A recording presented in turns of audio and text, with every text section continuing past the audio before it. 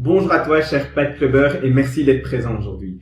Alors, aujourd'hui ensemble, on va revoir quelque chose d'assez simple. On va voir comment minter nos NFT.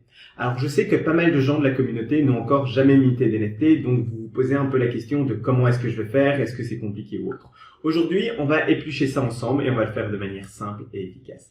Alors, la première chose, on va venir se connecter sur MetaMask. Alors, pour se connecter sur MetaMask, vous allez devoir rentrer votre mot de passe que vous avez déjà programmé au préalable, comme vous avez pu le voir dans la vidéo dédiée à MetaMask que nous avons déjà présentée.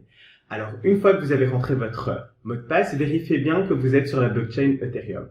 Là, pour cette vidéo, vous allez voir que nous sommes sur un testnet et c'est complètement normal, tout simplement parce que nous avons utilisé un testnet pour pouvoir faire le mint et vous faire une vidéo de présentation. Alors, une fois que vous êtes connecté, vous allez pouvoir, sur le site, cliquer sur le bouton Connect.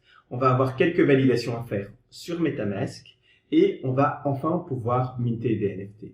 Donc là, on peut voir qu'il y a déjà 6 mints sur 600 qui ont été faits, tout simplement parce qu'on a déjà fait plusieurs tests. Là maintenant, je vais en minter 2 de plus. Alors une fois que j'ai sélectionné et écrit 2, je vais pouvoir cliquer sur le bouton Mint. Une fois que j'ai cliqué sur le bouton Mint, je vais avoir une validation qui va se mettre sur MetaMask. Donc je valide, je vois les frais de transaction. Alors là, étant donné qu'on est sur un testnet, les frais de transaction sont très bas.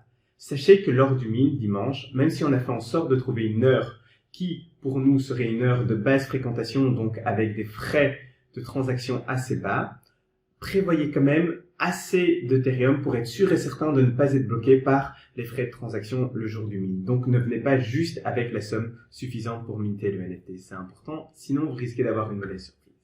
Alors, une fois que c'est fait et que je valide, je vais devoir attendre que la transaction soit complètement validée par la blockchain. Ça peut prendre parfois un peu de temps.